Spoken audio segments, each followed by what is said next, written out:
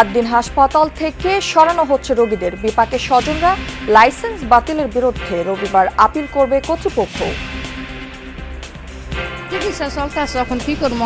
অসুস্থ রোগী নিয়ে কোথায় যাবো আমরা? রোগী আইসিইউতে আছে, তো আইসিইউ থেকে তো আর আমি চাইলেই আমি কোথাও নিয়ে যেতে পারতেছি না। খুলনা সিটি মেডিকেল কলেজ হাসপাতালের ভয়াবহ অগ্নিকাণ্ডে কোনো হতাহত নেই। পুড়ে গেছে কয়েকটি কক্ষ। ধারণা, জেনারেটর রুম থেকেই আগুনের সূত্রপাত। চুক্তি চূড়ান্তে ইরান অনুমোদন দেওয়ায় যুক্তরাষ্ট্র হামলা থেকে সরে এসেছে, জানালেন ট্রাম্প। অতিরঞ্জন আখ্যা দিচ্ছে তেহরান।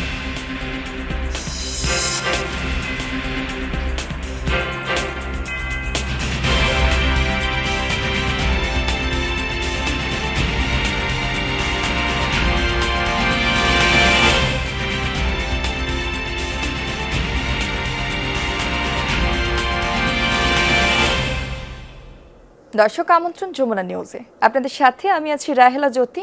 এতক্ষণ শিরোনাম দেখছিলেন, এবার থাকছে পুরো খবর।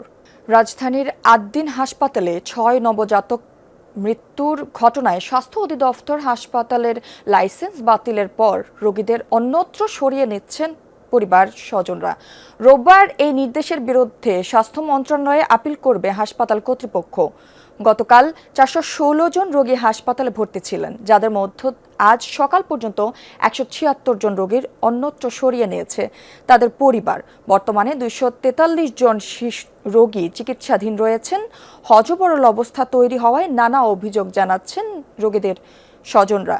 বৃহস্পতিবার বিকেলে এক ব্রিফিংয়ে স্বাস্থ্য অধিদপ্তরের মহাপরিচালক জানান, শিশু মৃত্যুর সন্তোষজনক কারণ দেখাতে পারেনি হাসপাতালটি, তবে এই সিদ্ধান্তের বিরুদ্ধে আপিল করতে পারবে হাসপাতালটি।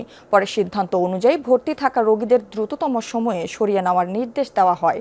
তবে এক সংবাদ বিজ্ঞপ্তিতে আদ্দিন হাসপাতাল কর্তৃপক্ষ আপিলের চূড়ান্ত সিদ্ধান্ত নেওয়ার আগ পর্যন্ত রোগীদের স্বার্থে হাসপাতালের নিয়মিত কার্যক্রম চালু রাখার সুযোগ দিতে সরকারের প্রতি অনুরোধ জানায়। এখন চিকিৎসা চলতেছে, এখন কি করবো? অসুস্থ রোগী নিয়ে কোথায় যাবো আমরা? ডাক্তারের সাথে যোগাযোগ করছি, এরা বলতেছে যে বাজেয়াপ্ত হয়েছে, আমাদের রোগী আছে, রোগী যেগুলো আছে এগুলোর চিকিৎসা ইনশাল্লাহ চলবে। আর এখনো আমাদের যে রোগীর চিকিৎসা চলতেছে। রোগী আইসিইউতে আছে, তো আইসিইউ থেকে তো আর আমি চাইলেই আমি কোথাও নিয়ে যেতে পারতেছি না, শিফট করতে পারতেছি না। আজ 1 সপ্তাহ ধরে আছে। মগবাজারের আদ্দিন হাসপাতালের সামনে আছেন সহকর্মী হাসান মিসবা। সরাসরি যুক্ত হচ্ছি তার সাথে। মিসবা, এখন পর্যন্ত কতজন রোগীকে সরানো হয়েছে? আপিলের ব্যাপারে হাসপাতাল কর্তৃপক্ষ কি জানিয়েছে, একটু জানাবেন।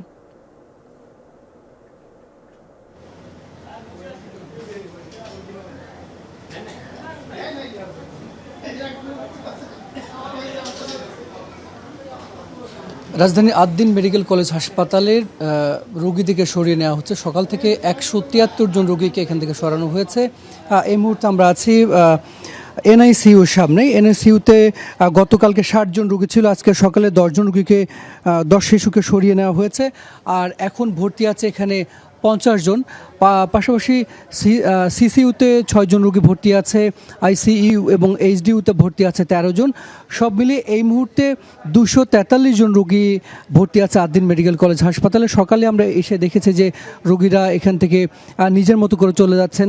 তবে যেসব রোগীর অবস্থা বেশি ক্রিটিক্যাল বা যারা আইসিইউতে আছে অথবা যাদের জরুরি অস্ত্রোপচার লাগবে, মূলত সেই সব রোগীরা আসলে বিড়ম্বনায় পড়েছেন। তারা বিভিন্ন হাসপাতালে খুঁজছেন। কিছুক্ষণ আগে এক শিশুর মা বলছিলেন যে সরকার তাদেরকে এই দায়িত্ব নিয়ে তার সন্তানকে অন্য হাসপাতালে সরিয়ে নিক। তারা আসলে গ্রাম থেকে এসেছেন, নিজের মতো করে খুঁজছেন। এনআইসিইউ সেটি ম্যানেজ করতে না পারার কারণে রোগীদের মধ্যে এক ধরনের হতাশা তৈরি হয়েছে, কারণ ঢাকায় এনআইসিইউ খুঁজে পাওয়া খুবই কঠিন। সেই জায়গায় সরকারের প্রতি তারা আহ্বান জানিয়েছেন যে এই এনআইসিইউর ব্যবস্থা যদি সরকার করে দেয় সেটি আসলে তাদের জন্য বেশ ভালো হয়। আর আদ্দিন হাসপাতাল কর্তৃপক্ষ বলছে সরকার যে সিদ্ধান্ত নিয়েছে সেই সিদ্ধান্তের বিপরীতে তারা আগামী রোববার তারা আপিল করবেন। এরপর স্বাস্থ্য মন্ত্রণালয় সেটি নিয়ে হয়তো সিদ্ধান্ত নিবে। পুনর্বিবেচনা কিংবা আগের সিদ্ধান্ত যদি বহাল থাকে সেটি সরকারের বিষয়। তবে আদ্দিন যেহেতু মেডিকেল কলেজের সঙ্গে হাসপাতাল থাকতে হয়, এই হাসপাতালটি যদি বন্ধ হয় সেক্ষেত্রে মেডিকেল কলেজটি কিভাবে চলবে কিংবা শিক্ষার্থীরা কোথায় ইন্টার্নি করবেন বা প্র্যাকটিস করবেন সেই প্রশ্ন আসলে থেকে যায়। তো আপিল করবার পরে সরকার কি বিবেচনা করে সেটি আসলে দেখবার বিষয়। যুক্তরাষ্ট্র থেকে বিশ্বকাপ কভার করতে যাওয়া আমাদের সহকর্মী মুজনেভিন তারেক, তার চোখে কেমন লাগলো এই ম্যাচ দেখে আসবো তার বিশ্লেষণে। দারুণ জয়ে বিশ্বকাপ মিশন শুরু করলো স্বাগতিক দেশ মেক্সিকো, আর পরাজয় বরণ করেছে দক্ষিণ আফ্রিকা। দর্শক, এই রেজাল্ট এতক্ষণে আপনাদের সবার জানা। আমরা একটু বিশ্লেষণ করতে চাই ঠিক কোন জায়গাটায় হেরে গেছে দক্ষিণ আফ্রিকা আর কোন কৌশলে ম্যাচটা বের করে নিয়েছে মেক্সিকো। শুরুতেই যদি ফরমেশনের কথা বলি, মেক্সিকো 4-1-2-3 ফরমেশনে খেলেছে এবং তারা কিন্তু হাই প্রেসিং ফুটবল যে কৌশল, সেই কৌশলটাই কিন্তু তারা বেছে নিয়েছে। বিশেষ করে লেফট উইং, সেখানে কিনোনেস তিনি কিন্তু প্রথম গোলটি করেছিলেন, তিনি কিন্তু দারুণ ছিলেন এবং লেফট ব্যাকে তাকে দারুণ সাপোর্ট দিয়েছেন দলটির একজন ফুটবলার। এবং মিডফিল্ড থেকে ওয়ান টাচ পাস, বিশেষ করে ফাইনাল থার্ডে বল দেওয়ার ক্ষেত্রে আলভারো তিনি দুর্দান্ত ছিলেন। যে কৌশলে তারা কিন্তু দক্ষিণ আফ্রিকা যাদের ফরমেশন ছিল 5-3-2-1, একদম সলিড ডিফেন্স যেটি, সেই ডিফেন্সকে তারা কিন্তু একদম পরাস্ত করেছে। এবং যেটি ম্যাচের 8 মিনিটে গোলটি হয়েছে এবং কিনোনেস তিনি গোলটি করেছিলেন, যে গোলটি কিন্তু দক্ষিণ আফ্রিকা নিজেদের অর্থে তাদের মিডফিল্ডার সিথেলো তিনি কিন্তু একটা ভুল করেছেন, সেই ভুলের সুযোগটা নিয়েই কিনোনেস তিনি গোল করেছেন। আর ঠিক আমার যেটা মনে হয়, উইং এ কিনোনেস দারুণ খেলেছেন লেফট ব্যাক, এবং দক্ষিণ আফ্রিকার যে ডান প্রান্তে তারা কিন্তু বারবার আক্রমণ করেছেন এবং সেই জায়গা দিয়ে তারা গোলের সুযোগ তৈরি করেছেন এবং গোল আদায় করেছেন।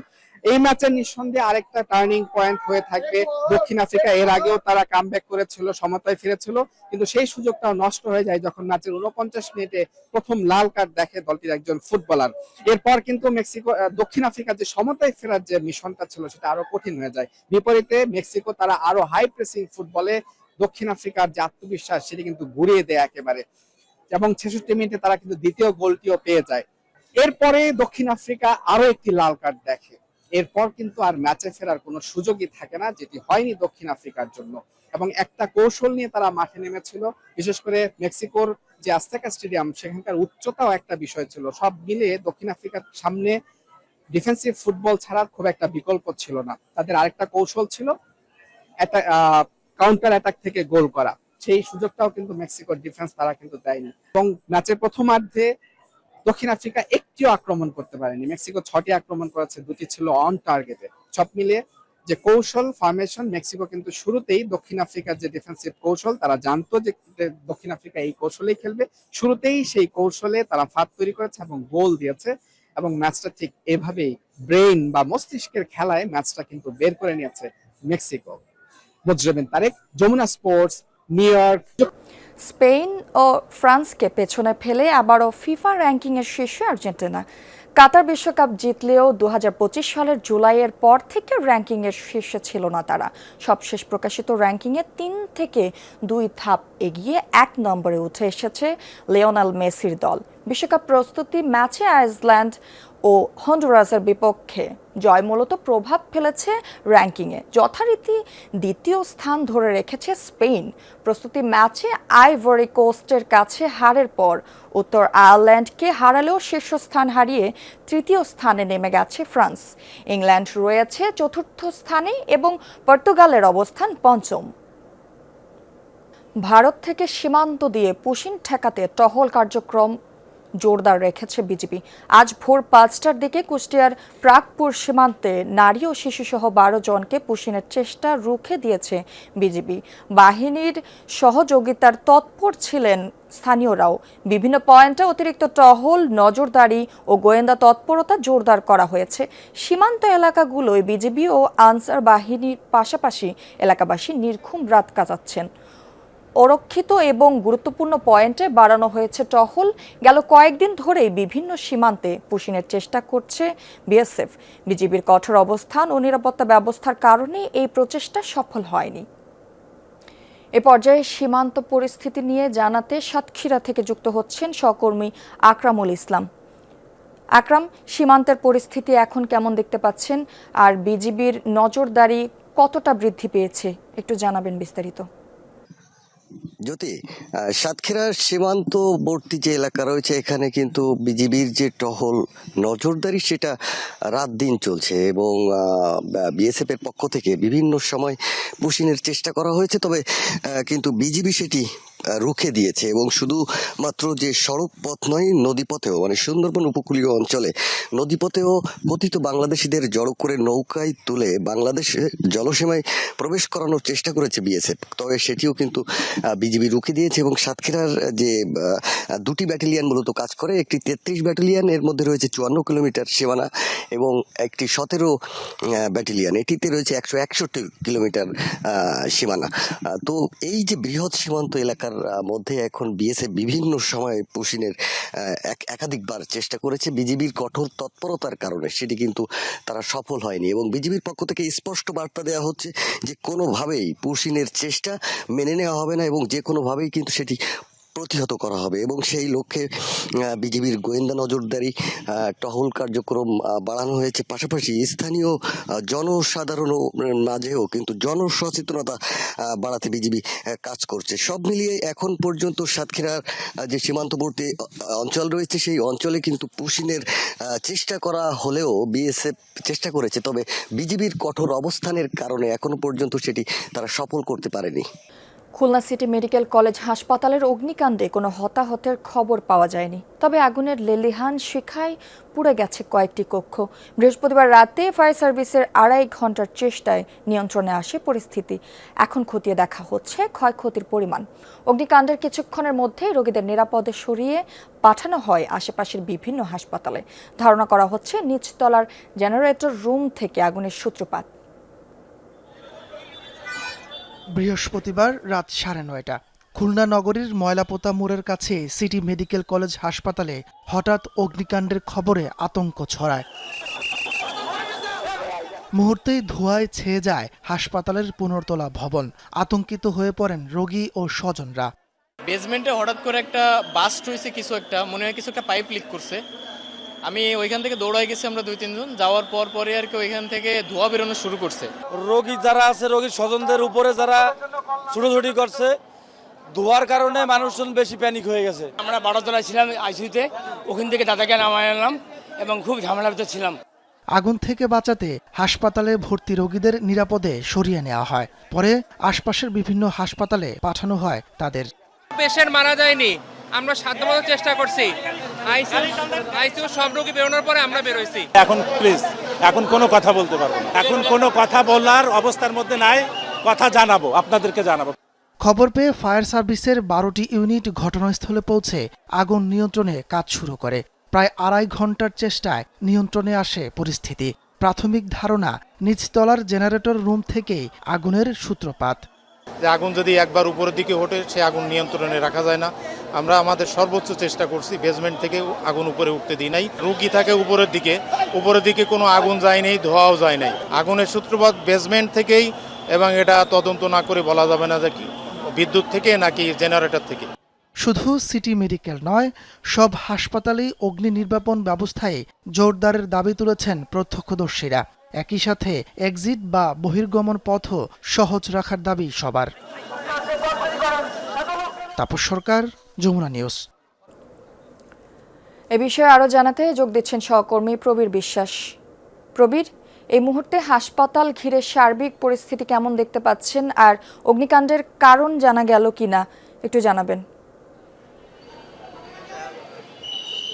আপনার শেষ প্রশ্ন দিয়ে শুরু করি জ্যোতি। অগ্নিকাণ্ডের কারণ এবং ক্ষয়ক্ষতি দুটিই এখনো নিরূপণ করা যায়নি, তবে এটি ধারণা হচ্ছে প্রাথমিকভাবে ফায়ার সার্ভিস যেটি আমাদের বলেছে যে আমাদের পিছনে হাসপাতালের নিচতলায় যে জেনারেটর রুমটি রয়েছে সেখান থেকে আগুনের সূত্রপাত। সেটি জেনারেটরের কোনো যান্ত্রিক ত্রুটি হতে পারে অথবা শর্ট সার্কিটের কোনো ব্যাপার হতে পারে।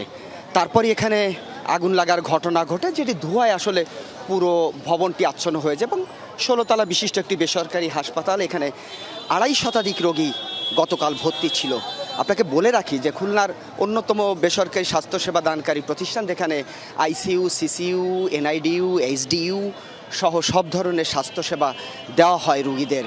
এবং নিবিড় পরিচর্যার মধ্য দিয়ে যে সমস্ত জায়গায় ওপেন হার্ট সার্জারির মতো রোগী ছিল, নবজাতক ছিল, এখানে নানান ধরনের অস্ত্রোপচারের রোগী ছিল, সেই সব রোগীকে সরিয়ে নেওয়া হয়েছে। গতকাল রাত 12টার আগে যখন অগ্নি নির্বাপন করা হয় সম্পূর্ণরূপে ফায়ার সার্ভিসের পক্ষ থেকে, তারপর রাত 3টা পর্যন্ত এখান থেকে সমস্ত রোগী তাদেরকে খুলনা মেডিকেল কলেজ হাসপাতাল কিংবা বিভিন্ন বেসরকারি হাসপাতালে স্থানান্তরিত করা হয়েছে। এখন একেবারেই বন্ধ এই হাসপাতালে কার্যক্রম, ভিতরে কোনো রোগী নেই। যেটি দেখতে পাচ্ছেন সেটি হচ্ছে রোগীর স্বজনরা, অর্থাৎ কাল যখন রোগীকে নিয়ে তাড়াহুড়ো করে তারা বেরিয়ে গেছে জীবন বাঁচানোর জন্য, তখন প্রয়োজনীয় কাগজপত্র কিংবা প্রয়োজনীয় তাদের যে সমস্ত জিনিসপত্র ছিল তার অনেক কিছুই তারা বের করে নিতে পারেনি। সে কারণে তাদের রোগীকে যখন অন্য হাসপাতালে চিকিৎসা সেবা নেওয়ার জন্য তাদেরকে নেওয়া হয়েছে, তখন তাদের টেস্টের রিপোর্ট, কী ধরনের ওষুধ খেয়েছে, কী ধরনের টেস্ট করা হয়েছে, রোগীর অবস্থা এবং অবস্থান, এই বিষয়গুলো জানার জন্য আসলে সেই পূর্বের ডাটাগুলো বা পরীক্ষা নিরীক্ষা কাগজপত্রগুলো লাগবে, সেইগুলোই রোগীর স্বজনরা এখানে নিচ্ছে এবং হাসপাতাল কর্তৃপক্ষ সিরিয়ালের মাধ্যমে তাদের রোগীর নাম্বার দিয়ে সেই কাগজপত্র তারা এখান থেকে দেওয়ার চেষ্টা করছে। তবে আগেই বলেছি হাসপাতালে কার্যক্রম বন্ধ এবং এটি আসলে কবে নাগাদ চালু হবে সেটিও হাসপাতাল কর্তৃপক্ষ বলতে পারছে না। অপরদিকে আগেই বলেছি যে কী পরিমাণ ক্ষতি হয়েছে এবং আগুনের সূত্রপাত ঠিক কোথা থেকে সেটি আসলে তদন্ত কমিটি গঠিত হবে, তারপর এটি বলা যাবে। জ্যোতি। প্রবীর, আপনাকে ধন্যবাদ। কোস্ট গার্ডের নিয়মিত অভিযান ও তৎপরতার কারণে বনদস্যুরা কোণঠাসা হয়ে পড়েছে। দস্যুতা করতে না পারায় জজ মনির খোল এলাকায় অবস্থিত কোস্ট গার্ড স্টেশনে হামলা চালিয়েছিল এদের একটি গ্রুপ। হামলাকারীদের গ্রেপ্তার কোস্ট গার্ড সহ অন্যান্য সকল বাহিনী অভিযান চালাচ্ছে বলে জানান সংস্থাটির পশ্চিম zone commander captain Mohammad Mezbaul Islam. সকালে সুন্দরবনের সার্বিক নিরাপত্তা সংবাদ মাধ্যমে ব্রিফিংয়ে এ কথা জানান তিনি। জানান, সুন্দরবনের নিরাপত্তা নিশ্চিত, বনদস্যুতা দমন, জীব বৈচিত্র্য সংরক্ষণ সহ উপকূলীয় অঞ্চলে অবৈধ কার্যক্রম, বিশেষ করে পশ্চিম প্রতিরোধ। গত 5 মাস ধরে সুন্দরবনে operation restore piece in Sundarban এবং অপারেশন ম্যানগ্রোভ শিল্ড নামে দুটি বিশেষ অভিযান পরিচালিত করেছে কোস্ট গার্ড। অভিযানে 42টি দেশি বিদেশি আগ্নেয়াস্ত্র, অসংখ্য গোলা বারুদ সহ 39 জন বনদস্যুকে আটক করে সংস্থাটি। এ সময় দস্যুদের হাতে জিম্মি থাকা মোট 41 জনকে জীবিত উদ্ধার করে কোস্টগার্ড। সংস্থাটির জোন কমান্ডার জানায়, সুন্দরবনে আগে পুশিন হলেও এখন সুযোগ একেবারেই নেই। এখনও সুন্দরবনে 6 থেকে 7টি জলদস্যুর অবস্থান করছে, তাদেরও আইনের আওতায় আনার কথা জানান কোস্টগার্ড। ল্যান্ড থেকে বিকাশে যে টাকাটা দিয়েছে, এই মাধ্যমে কিন্তু আমরা ক্লুটাকে বের করেছি। সো ল্যান্ডেরই যারা যারা আছে ইনভলভ তাদেরকে কিন্তু আমরা এই গত কয়েকটা অপারেশনও ধরেছি। সো এটা একটা আমাদের জন্য একটা, এবং আমরা কিন্তু তারা বুঝতে পারি যে তারা কোন দিক দিয়ে অপারেট করতেছে।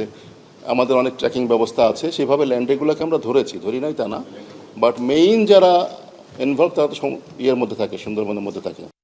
যুক্তরাষ্ট্রের সাথে চুক্তির চূড়ান্ত বিষয়গুলোকে অনুমোদন দিয়েছে ইরানের শীর্ষ নেতৃত্ব। তাই পূর্ব নির্ধারিত হামলার সিদ্ধান্ত থেকে সরে এসেছে ওয়াশিংটন। মার্কিন প্রেসিডেন্ট ডোনাল্ড ট্রাম্প এমন দাবি করলেও ভিন্ন কথা বলছে ইরান। ট্রাম্পের বিরুদ্ধে অতিরঞ্জনের অভিযোগ তুলে তেহরানের দাবি, এখনও ওয়াশিংটনের সাথে চুক্তির কিছুই চূড়ান্ত হয়নি। এমন পরিস্থিতিতে আবারও উদ্বেগ দেখা দিয়েছে বহুল আকাঙ্ক্ষিত যুক্তরাষ্ট্র ইরান চুক্তি নিয়ে। যুদ্ধবিরতির মধ্যেই ইরান জুড়ে থেমে থেমে চলছিল যুক্তরাষ্ট্রের হামলা। মধ্যপ্রাচ্যের মার্কিন স্থাপনায় মিসাইল ছুড়ে পাল্টা জবাব দেয় তেহরানও। ওয়াশিংটনের সাথে চুক্তির টেবিলে না বসলে হামলার পরিধি বাড়বে, সেই হুঁশিয়ারিও ছিল ট্রাম্পের। কিন্তু বৃহস্পতিবার রাতে ইরানে পূর্ব নির্ধারিত হামলার সিদ্ধান্ত থেকে সরে আসে যুক্তরাষ্ট্র। ট্রুথ সোশ্যালে প্রেসিডেন্ট ট্রাম্পের দাবি, চুক্তির চূড়ান্ত বিষয়গুলোকে অনুমোদন দিয়েছে ইরানের সর্বোচ্চ নেতৃত্ব। ইসরায়েল ছাড়াও সৌদি আরব, সংযুক্ত আরব আমিরাত, কাতার, পাকিস্তান সহ কয়েকটি দেশও তাতে দিয়েছে সায়। চলতি সপ্তাহে ইউরোপের একটি দেশে স্বাক্ষরিত হতে পারে চুক্তিটি। ট্রাম্প উপস্থিত না থাকলেও যোগ দেবেন ভাইস প্রেসিডেন্ট জেডি ভ্যান্স। চুক্তি সইয়ের পরই উন্মুক্ত করা হবে হরমুজ প্রণালী। এর আগ পর্যন্ত জারি থাকবে যুক্তরাষ্ট্রের নৌ অবরোধ। এটি অত্যন্ত শক্তিশালী একটি সমঝোতা স্মারক। এটি সম্পন্ন হবেই। তারাও আমার মতোই বা তার চেয়েও বেশি এটি স্বাক্ষর করতে চায়। আরও অনেক দেশও সম্মতি দিয়েছে এবং সবাই চায় এটি সম্পন্ন হোক। ইরানের কাছে কোনো পারমাণবিক অস্ত্র থাকবে না, তারা তাতে রাজি হয়েছে। অবশ্য যুক্তরাষ্ট্রের সাথে চুক্তির কিছুই চূড়ান্ত হয়নি, এমনটা বলছে ইরান। মার্কিন প্রেসিডেন্টের দাবিকে অতিরঞ্জিত আখ্যা দিয়েছে দেশটির পররাষ্ট্র মন্ত্রণালয়। আমরা যখনই কোনো সিদ্ধান্তে পৌঁছাবো অবশ্যই তা স্বচ্ছভাবে ঘোষণা করব। এই মুহূর্তে আমি যখন আপনাদের সাথে কথা বলছি তখনও আমরা এ বিষয়ে যুক্তরাষ্ট্রের সাথে কোনো চূড়ান্ত সিদ্ধান্তে পৌঁছাইনি। এটি একটি অত্যন্ত গুরুত্বপূর্ণ বিষয় যা সংশ্লিষ্ট সিদ্ধান্ত গ্রহণকারী সংস্থাগুলো দ্বারা পর্যালোচনা করা হচ্ছে। দুপক্ষের কথাবার্তার এমন অমিলে আবারও ধোঁয়াশা তৈরি হয়েছে যুক্তরাষ্ট্র ইরান সম্ভাব্য চুক্তি নিয়ে। অনিক রহমান, যমুনা নিউজ। ইরানের সাথে সম্ভাব্য পারমাণবিক চুক্তির শর্ত নিয়ে আলোচনা করেছেন মার্কিন প্রেসিডেন্ট ডোনাল্ড ট্রাম্প ও ইসরায়েলের প্রধানমন্ত্রী বেনিয়ামিন নেতানিয়াহু। নেতানিয়াহুর কার্যালয় জানিয়েছে চূড়ান্ত চুক্তির অংশ হিসেবে ইরানের ইউরেনিয়াম সমৃদ্ধকরণ, অবকাঠামো ধ্বংস, সমৃদ্ধ উপাদান অপসারণ, ক্ষেপণাস্ত্র উৎপাদনে সীমাবদ্ধতা এবং আঞ্চলিক মিত্র গোষ্ঠীগুলোর প্রতি সমর্থন বন্ধের বিষয়ে ট্রাম্পের অবস্থানকে স্বাগত জানিয়েছেন তিনি। যদিও এই সমঝোতা স্মারকের পক্ষ নয় ইসরায়েল, তবু যুক্তরাষ্ট্রের প্রস্তাবিত শর্তগুলোকে ইতিবাচক হিসেবে দেখছেন তেল আবিব।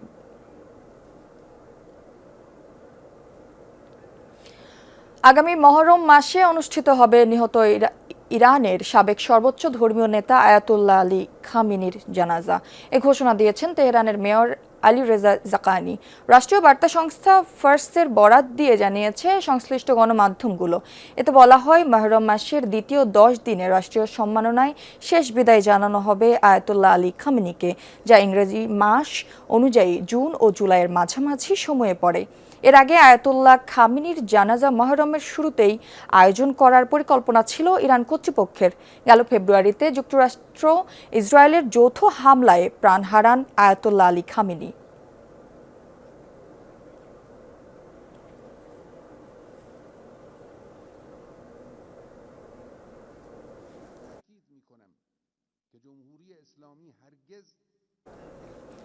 যুক্তরাষ্ট্রের ক্যালিফোর্নিয়ায় মেডিকেল সরঞ্জাম প্রস্তুতকারী প্রতিষ্ঠান মেডলাইনের একটি গুদামে ভয়াবহ অগ্নিকাণ্ডের ঘটনা ঘটেছে। বৃহস্পতিবার ট্রেসি শহরে এই ঘটনা হয়।